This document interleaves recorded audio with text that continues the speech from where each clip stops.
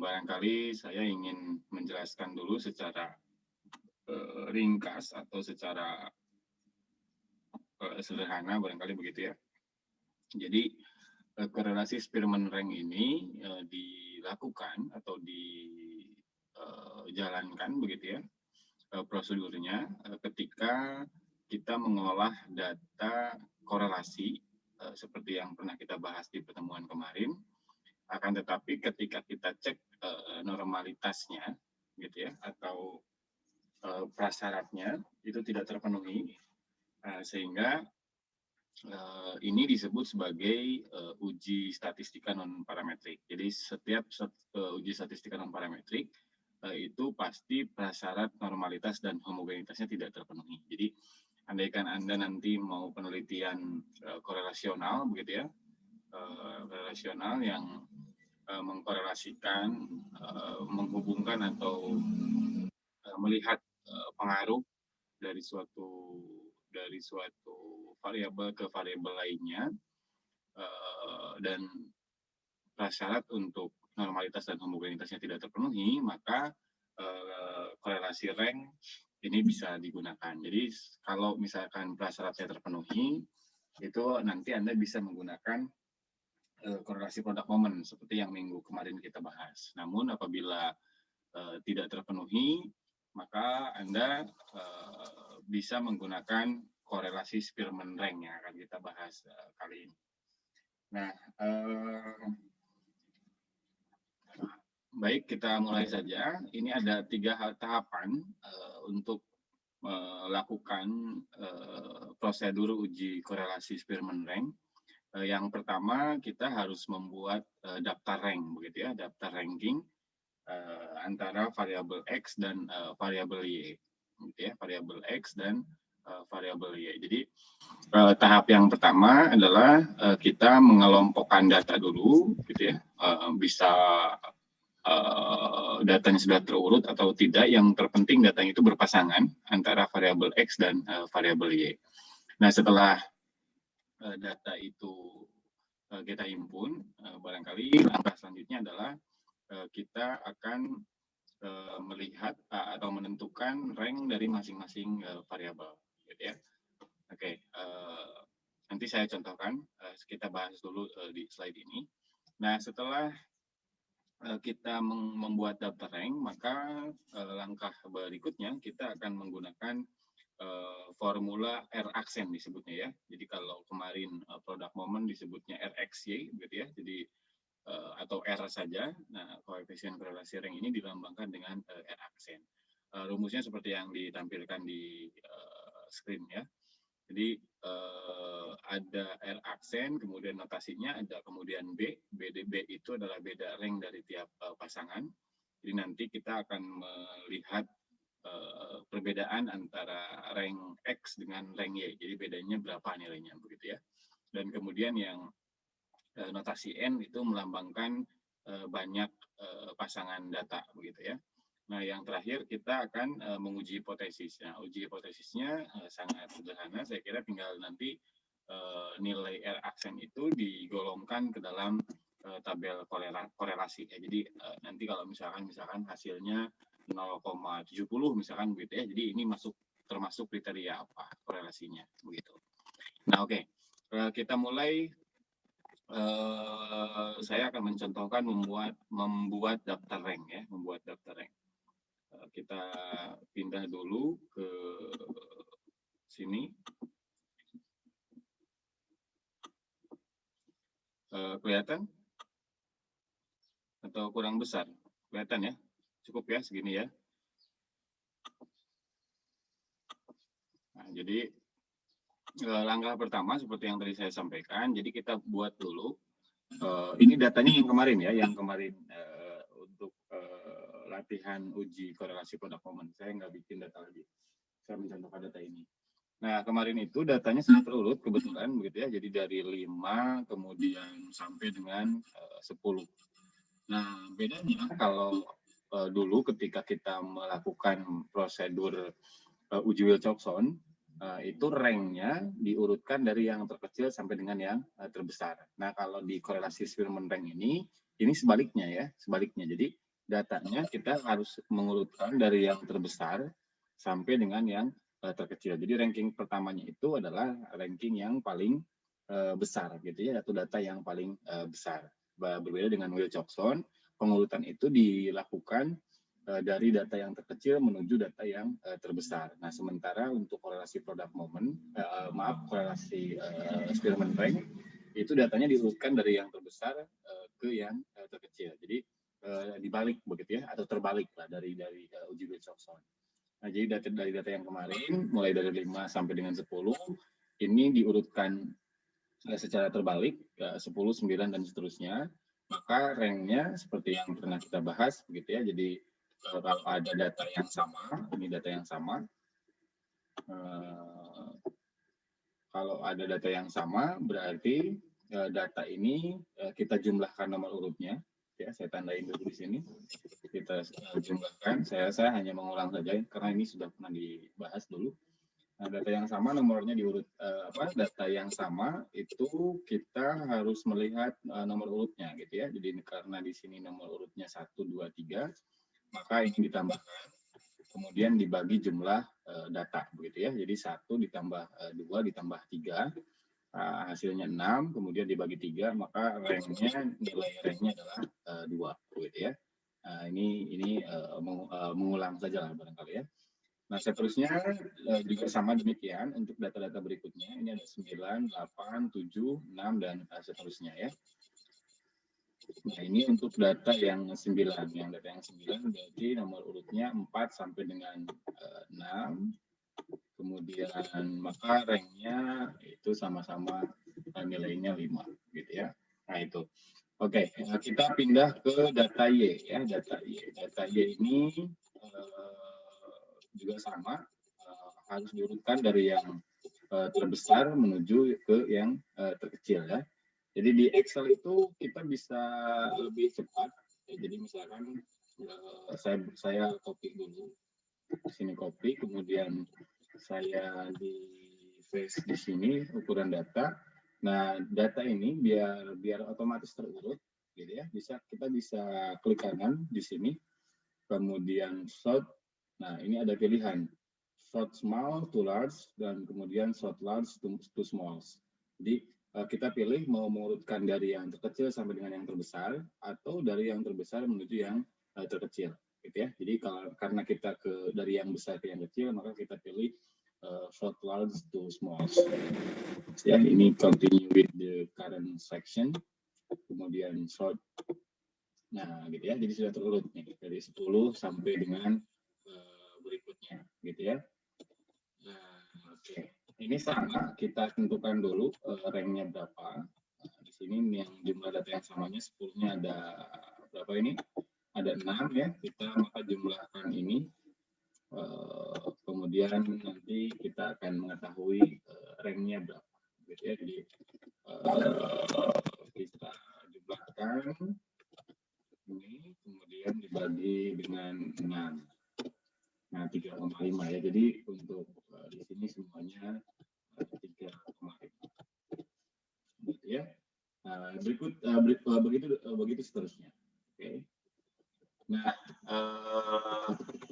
karena tadi disebutkan formulanya itu kita harus menentukan beda, gitu ya, beda antar rank. Maka selanjutnya data itu kita buat tabel seperti yang ini, ya. Kita buat tabel data yang seperti ini. Ini ada nomor, data X, data Y, kemudian rank X dan rank Y. Tentu rank X ini memindahkan dari rank yang ini ya, memindahkan dari yang rank yang ini. Ini tidak usah diurutkan, ini berarti data yang semula, begitu ya, dari pasangan data yang semula. Nah, kemudian ini juga data Y juga sama, dikopikan ke tabel ini. Kemudian rank X-nya kita lihat data 5 ini rank X-nya berapa begitu ya. Di sini 25,5 itu dari sini ya. Nah, ini setelah kita hitung ya. 25,5 dari sini ya. Jadi kita tuliskan di tabel yang di atas sana. Nah, kemudian yang ketujuh oh, ini ada yang kurang tepat. Ini yang benar ya, ini 25,5 25,5, sorry. Ini ya, jadi tadi memindahkan dari yang bawah itu ya, dari rank X. Kemudian data yang 6 ini kita lihat ranknya yang ini ya. Maaf, ini 10. Yang 6 yang ini ya. Nah, yang ini. Ini data yang 6. 6 itu ranknya 26,5. 26,5 kita tuliskan di sini. 26,5. Ada 4. Nah, ini ya. 26,5. Nah, kemudian kita diminta untuk mencari bedanya, begitu ya, mencari bedanya antara rank X dengan rank Y. Ya, jadi kita cari bedanya antara rank X dengan rank Y. Jadi beda itu berarti selisih ya, selisih sesuai dengan formula yang tadi. Jadi beda itu adalah selisih. Nah, karena tadi di formula yang tadi disebutkan B kuadrat, maka sebenarnya yang kita butuhkan adalah ini ya, B kuadrat ini. Jadi ini yang kita butuhkan, B kuadrat.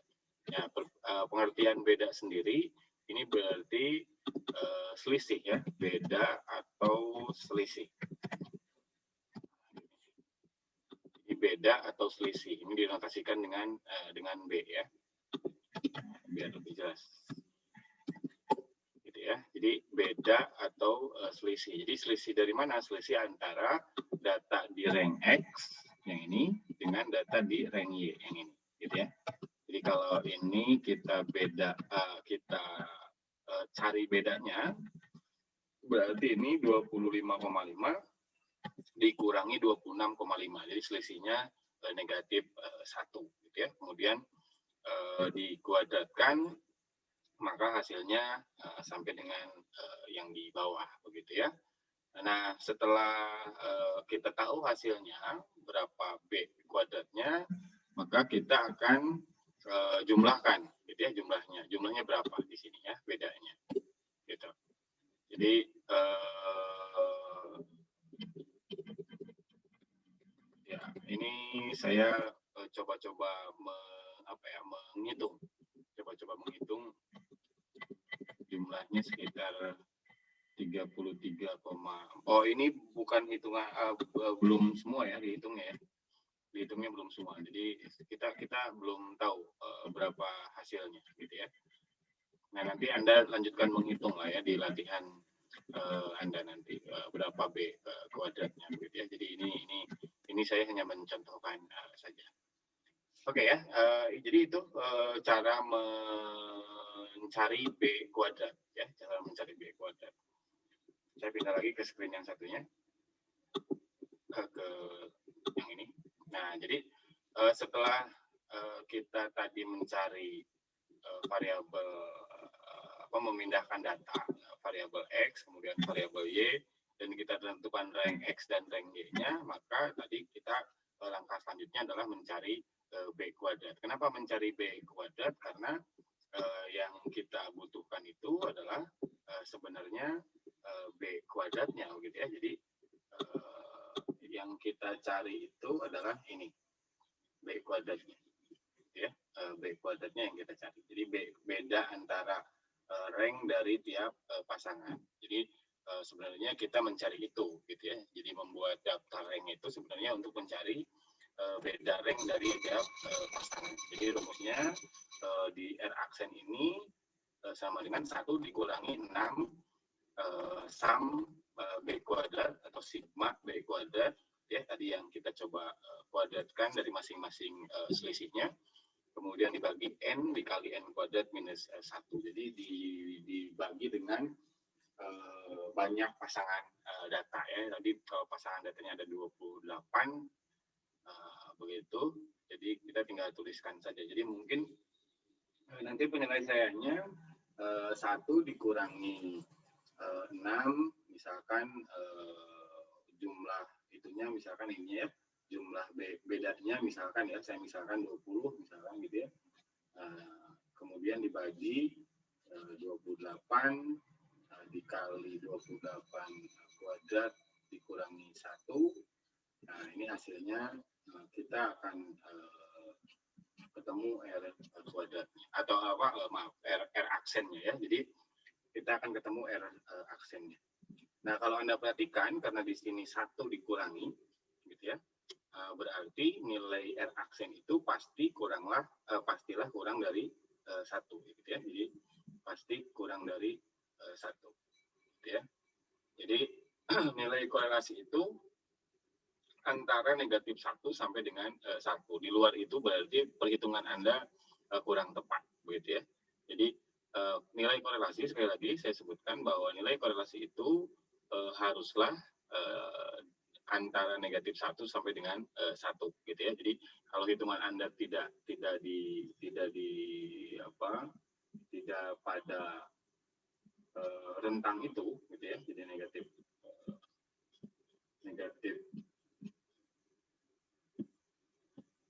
begitu ya. Jadi kalau korelasi itu ingat jadi antara negatif 1 dan 1 gitu ya. Jadi nilai korelasi itu antara negatif 1 gitu ya. Nah, ini R aksen sampai dengan 1. Sama ya, mau R aksen ataupun R biasa untuk korelasi produk momen. Jadi itu nilainya pasti di antara negatif 1 dan 1. Nah, setelah kita hitung, misalkan ini nilainya 0,70 gitu ya, misalkan 0,70.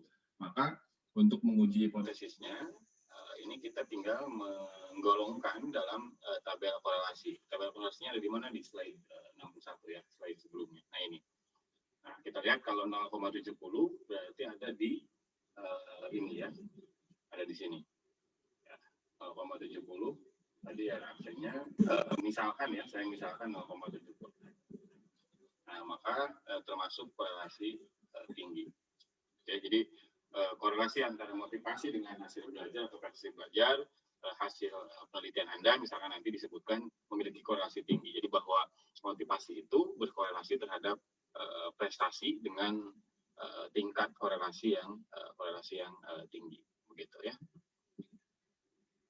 Oke, itu mungkin yang bisa kita bahas di pertemuan kali ini. Silakan barangkali ada yang mau didiskusikan.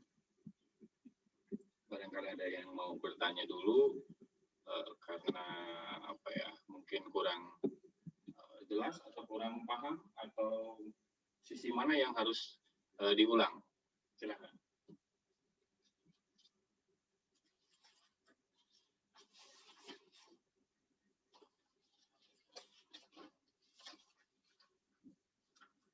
Jadi intinya ranknya, sekali lagi ranknya itu berkebalikan ya dengan yang pada tes Wilcoxon. Kalau Wilcoxon itu diurutkan mulai dari yang terkecil sampai yang terbesar, sementara untuk uji korelasi Spearman rank itu diurutkannya dari yang terbesar sampai dengan yang terkecil. Hanya itu saja perbedaannya.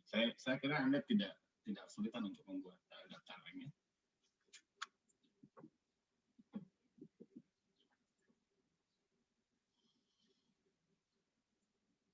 Ya, kalau tidak ada yang ingin ditanyakan, barangkali kita cukupkan saja perkuliahan kita kali ini.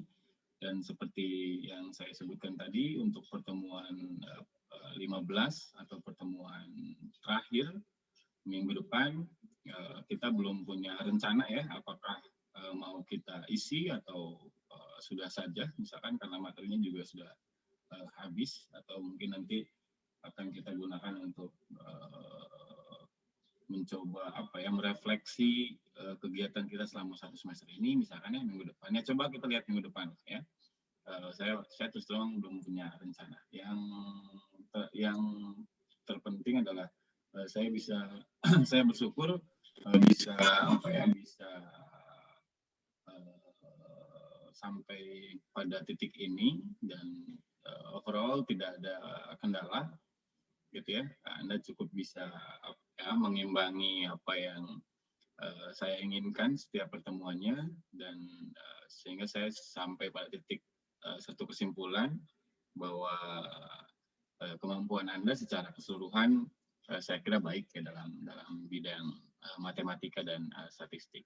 Karena toh yang disampaikan juga ini sebenarnya statistik yang tidak terlalu rumit ya, bukan statistika matematika. Jadi ada perbedaan antara statistik matematika dengan statistik penelitian. Jadi kalau statistik penelitian itu lebih pada statistika terapan ya, jadi tidak membahas hal-hal yang rumit seperti di statistika matematika. Ya walaupun di statistika matematika juga materi-materi terapan begitu ya, materi-materi terapan, statistika terapan. Cuman tidak apa ya, ya mungkin statistika penelitian yang kita bahas untuk diperlukan kita ini tidak terlalu rumit saya kira. Oke, ini yang hadir 26 ya. Jadi satu orang yang tidak hadir itu siapa?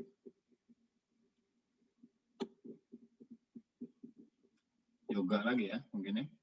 Iya Pak. Pak mohon maaf Pak, telat. Ya nggak apa-apa. Satu lagi siapa nih?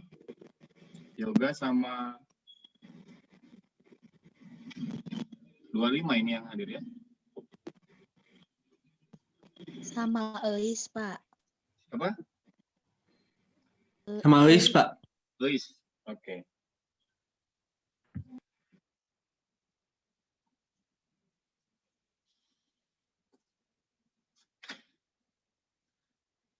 Lan, kemarin udah diambil buku ya? Bukan kemarin ya, hari apa? Iya Pak, hari Sabtu. Sabtu ya, oh ya. Ya itu bukunya seperti itu, jadi buku lama. Tapi saya kira tidak terlalu tidak terlalu buram sih ya, karena walaupun itu masih kayak mesin tik ya pengetikannya. Nah yang tadi kita bahas itu bagi yang punya bukunya itu ada di halaman sebentar. Ada di halaman 69. Ya, 69 sampai 71 ya, 69 sampai dengan 71. Cuman kalau Anda nanti coba-coba hitung di tabel halaman 69 itu ada beberapa kesalahan ya. Jadi hasilnya tidak sama ya, hasil bedanya tidak sama. Mungkin ada kesalahan dalam memasukkan datanya ini, saya curiganya. Karena saya coba bedanya itu tidak sesuai dengan yang ada di buku itu ya. Jadi ini mungkin Anda bisa hitung ulang nanti apakah sama dengan saya atau tidak gitu ya. Nah, oke. Untuk latihan terakhirnya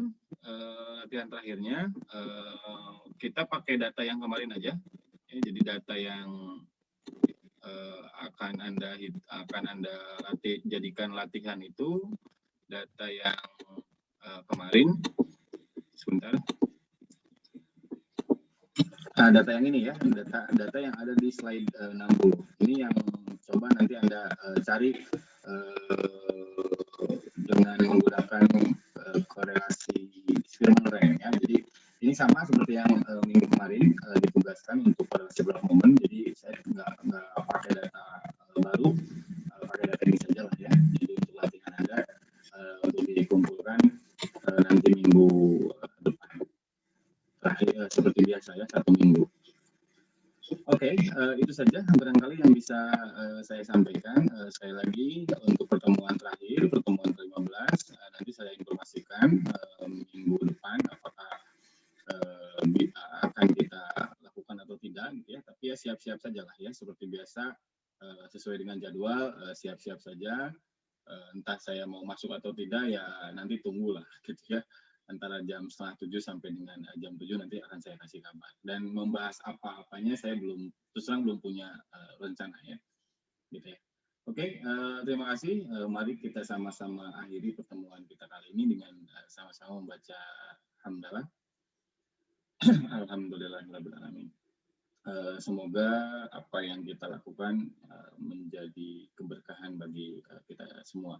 Saya akhiri pertemuan kita kali ini dengan membaca wabillahi taufiq wal hidayah. Wassalamualaikum warahmatullahi wabarakatuh. Dan seperti biasa Anda bisa tinggalkan ruangannya secara mandiri ya, masing-masing silakan.